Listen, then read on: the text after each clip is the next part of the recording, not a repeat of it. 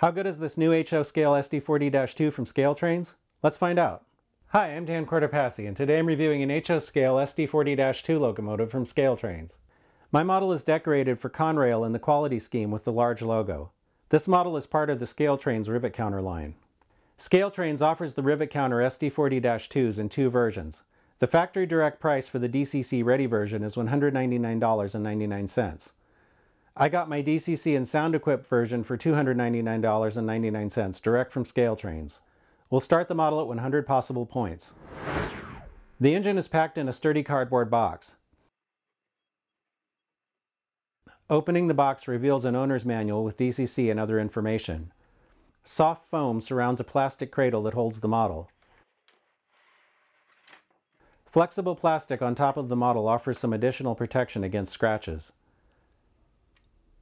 The handrails on the long hood have foam protectors.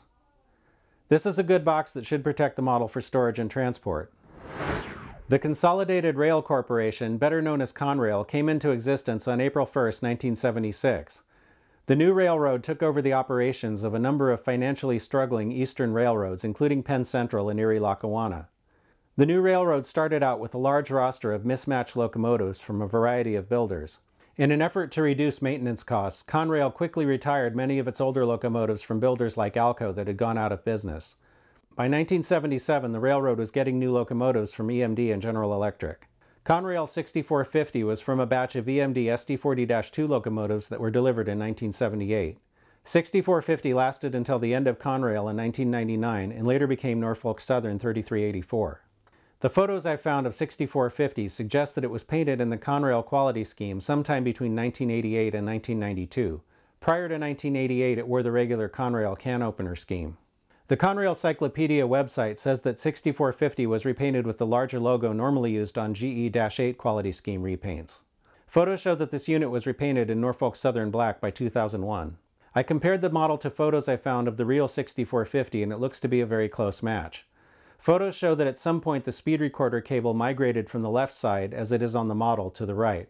The locomotive also didn't have ditch lights in a photo from 1995, but they were present in a photo from 1998. With the ditch lights and Conrail quality paint, the model best represents the appearance of the unit in the late 1990s. The paint on the model is thin and opaque. The markings are crisp and most of the tiny stencils on the shell are legible with magnification. There are a few small voids in the quality logo at panel seams where there would be gaps in the real thing too. The handrails are made of a flexible plastic that should stand up to modest handling. The stanchions are mostly straight up and down on my model when viewed from the side. I'm not sure as to the purpose, but this unit had two boxes behind the cab on the left side instead of the usual one. This matches prototype photos of 6450 and some other Conrail SD40-2s. The nicely done nose brake wheel is correct for these units. On the engineer's side, the unit has the characteristic Conrail cab signal box in front of the cab. The trucks have freestanding brake lines. On the left side, the front truck has nice brake chain detail. In front, the engine has freestanding wire grab irons and separately applied windshield wipers. The numbers in the number boards appear to be applied under or on the back of a layer of clear plastic glazing, making them look like numbers behind glass. Lower down, the pilot has an uncoupling lever, hoses, and a plow. The cab side windows are positionable. As is typical with models like this, they tend to either be sticky or loose enough to move around on their own. It's hard to see, but inside the cab has a complete interior. The mirrors or wind deflectors are separately applied. Photos show that 6450 should have another set of these to the rear of the cab windows. I don't think this is worth a deduction, but some modelers might want to add these details with aftermarket parts. In back, the model has more freestanding wire grab irons. The rear pilot of this unit also had a plow. The corner steps have see-through perforations. The rear drop step is fixed in the down position and looks to be the correct type for some Conrail SD40-2s. At first I thought there was something wrong with the horn casting on top of the cab since the chimes have flat ends. Photos show that the real locomotive looked like this though, so I suspect the horn must have been fitted with covers. The turbo exhaust is see-through and has nice depth. The dynamic brake and radiator fans have see-through grills and separate blade detail. I would expect that there's enough detail under the sill to satisfy most modelers. Most of this is very hard to see when the locomotive is on the rails. The wheel faces are painted a rusty brown color, something ScaleTrains has been doing on its latest releases. This is a great improvement over unpainted wheels and is one less thing for the modeler to do when weathering.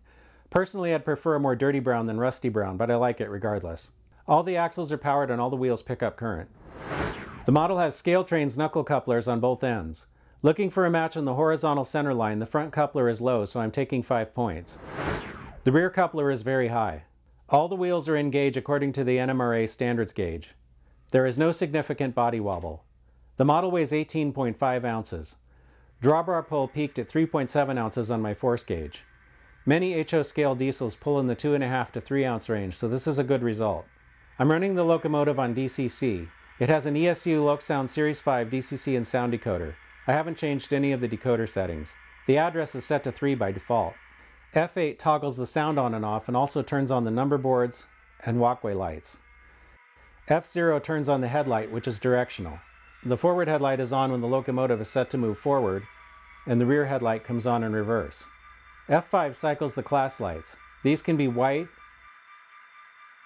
green, red, or off. Someone who's more knowledgeable about Conrail practices can correct me if I'm wrong, but I'm pretty sure that these were actually used as marker lights and only the red color is correct for Conrail SD40-2s. I haven't delved into the programming to see if it's possible to disable the other colors, but that might be an option. F6 turns on the ditch lights.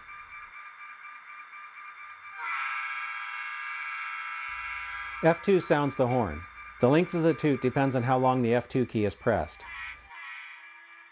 F1 rings the bell.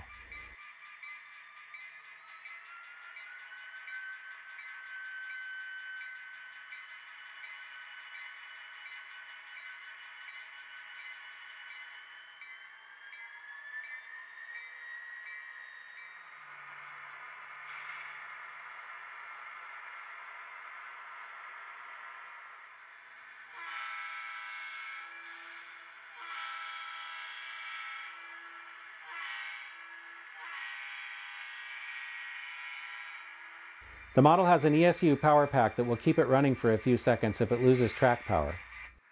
F10 activates the brake function. The locomotive will decelerate according to the momentum settings programmed into the decoder and stop.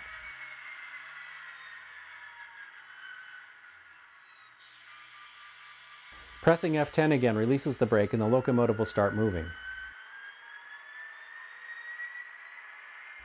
F4 puts the engine in dynamic brake mode.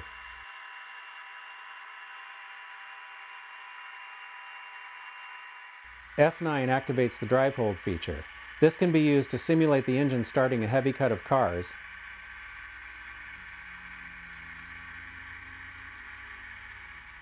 or a locomotive that is coasting.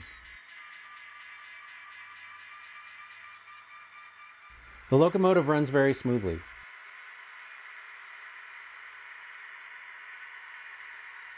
With the sound off, it's pretty quiet. The locomotive has no trouble on Kato 550mm curves, which equate to about a 21 5/8 inch radius.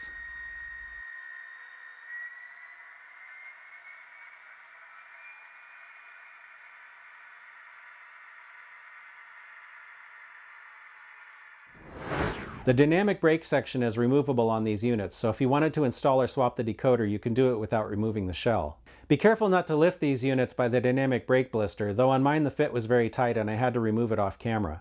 With the brake section off, you can see the decoder. There's a 21-pin plug on the engine's light board. If you bought the DCC Ready version, this is where you'd install the 21-pin decoder of your choice. Putting the dynamic brake hatch back on was difficult, and when I did it, one of the fan grills popped out. I'll use some canopy glue to reattach it. If you're not familiar, canopy glue is a water-based glue similar to white glue, but better for models.